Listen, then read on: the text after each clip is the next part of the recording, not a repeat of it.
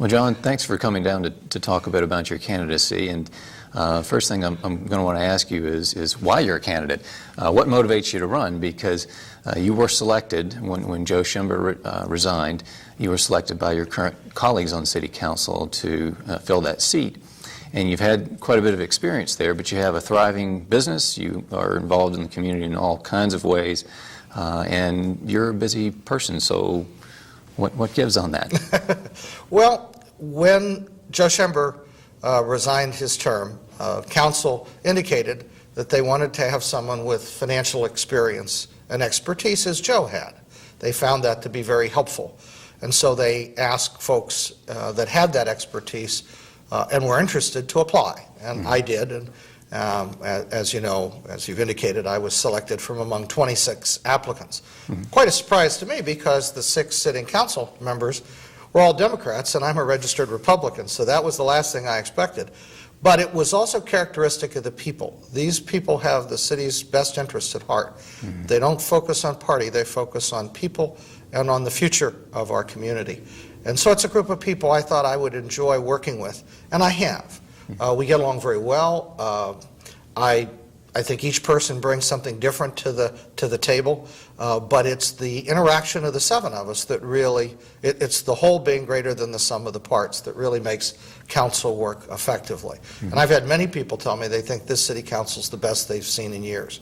And so it's an honor to be part of it, and I've gotten along so well with the people, I'd kind of miss not being part of them, quite candidly. The other issue is that the city is facing a number of financial challenges, and I think I really can be helpful.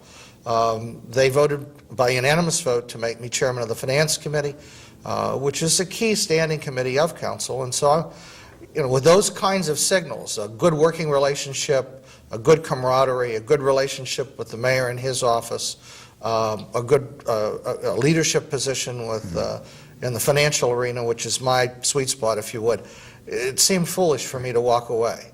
So that's why I chose to run. Sure. In your time with council, what has concerned you most, and I would say particularly relative to the financial issues? What's Well, 8 years ago, when Joe Sinnott became mayor, our city was on the verge of going into Act 47, which would have changed the character of the city, forever. Right. And through his leadership and the hard work of his administration and council, we kind of pulled back from that and took a collective sigh of relief that we had not suffered that fate. But the challenge that we have now is that the federal and state governments are getting out of the business of funding local government. And I've met with our state legislative delegation members. I've met with Mike Kelly, Glenn Thompson, Pat Toomey. These folks are all very clear that the government at the state and federal level is getting out of the business of helping local governments. Well, that means we have to go through a transition from dependency on other government help to self-sufficiency. And that's not going to be an easy task because we've relied on other funds for many, many years, as has every other municipality.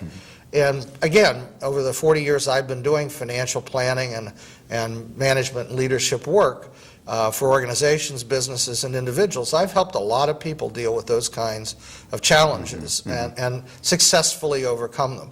So that's, I think, the biggest issue we have. And our community faces lots of challenges: poverty, education challenges, blight, lots of other issues. But it takes money to deal with those things. Right. And if we see all the money go away, then crime and other things are just going to run rampant, and we don't want that for our future. So that's where my leadership comes in, is to try and make sure the money's there so the city can continue to be the place we want it to be. What tools do we have as a city? What do we have in our toolbox to help us work through some of these issues? Well, I've outlined in my campaign platform a 3-point plan.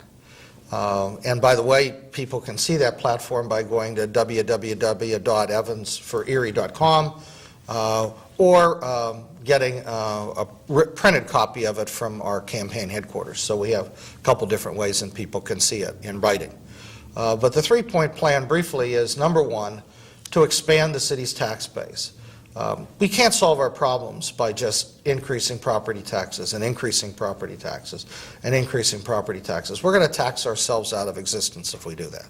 So that's not going to work. What we need to do is bring properties that aren't on the tax rolls today on the tax rolls.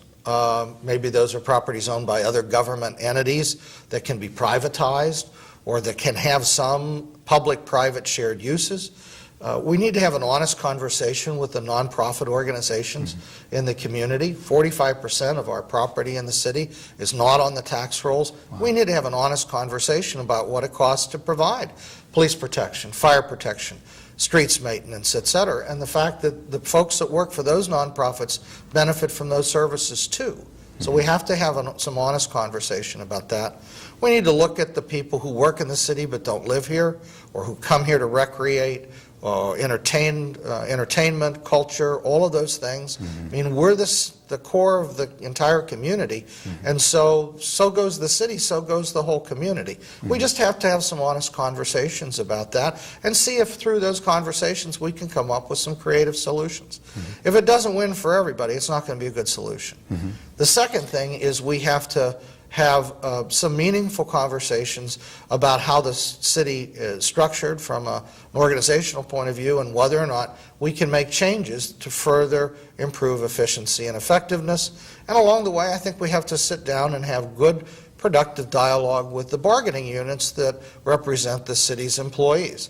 On a positive note, we recently, largely through the mayor's leadership, concluded an agreement with the police department, the FOP. It was the first agreement since 1983 that didn't go to binding arbitration. I think that says that things can be done. The people that are in these unions are reasonable people. They want the city to succeed. They don't want it to fail. And so this isn't a win-lose. It's got to be win-win. And I think we've got the right people on the administration side. I think we have the right people on the union side to have good, productive dialogues about how we can have a sustainable future where everybody comes out ahead. And third, I think we have to start to seriously consider how we work with other governments. I mean, you know, this community is so fragmented from a municipal government standpoint. We have a bunch of townships and boroughs and the county and the city, a whole bunch of school districts. I mean, that's just a lot of overhead to maintain. And we're not going to get rid of that overnight, but maybe we can find some shared services, some things that we can do together that improve the situation for everybody. You know, for example, the state police have indicated that they're no longer going to provide police protection to municipalities that don't have their own paid police force for free. They're going to charge for that. Well, all at once people are saying, gee, is that the best way for us to have police protection, is to pay the state for it? Would there be a better way to do it, either ourselves or in partnership with others? How about roads? How about blight management? There are lots of things we could work on together. I'm not talking about merging municipalities. Here we're just talking about sharing some services, trying to be more intelligent with how we work. Private industry does this all the time. It's about time governments start to do it too. You've invested a life here. You know, you've raised a family. You've been in Erie for ever and a day. You've contributed to many organizations here, professionally and personally. You know, what gives you hope about the future of Erie, you know, certainly in terms of being a candidate, it's part of why you would select the choice to be a candidate, but why again are you doing that from that sort of, what's the hope in the city for the future? I think there are 3 or 4 things Erie has going for it that we sometimes don't think of.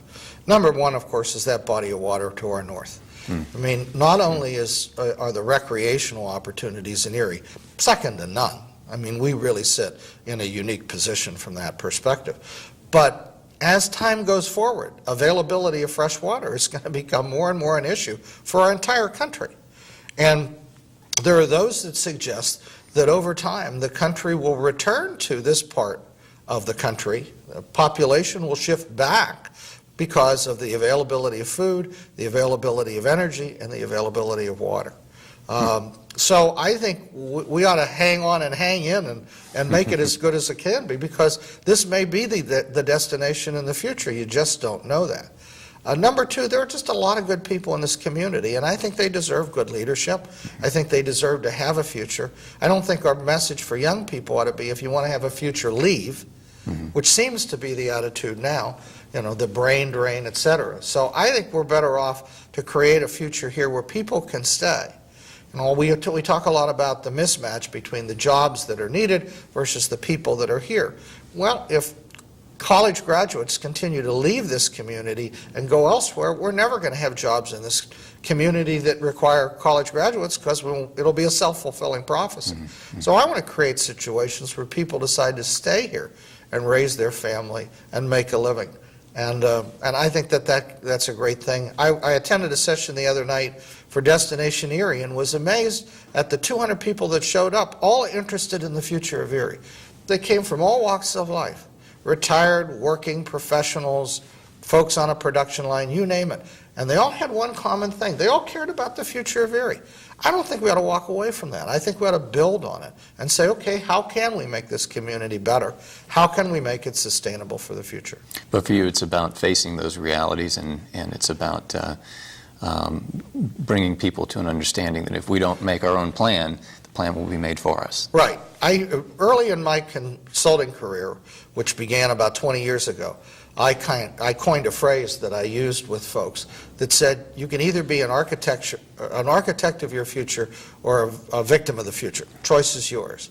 And I've always preferred to be an architect of my future. It doesn't mean that you don't have to deal with some unanticipated events, because life has a way of throwing you curves from time to time, and you have to be flexible enough to deal with those and move on.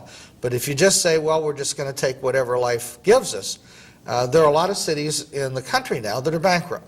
Stockton, California, Detroit, Michigan, Birmingham, Alabama, Reading, Pennsylvania, and the list grows every month of the cities that are filing for bankruptcy protection, the school districts that are filing for bankruptcy protection.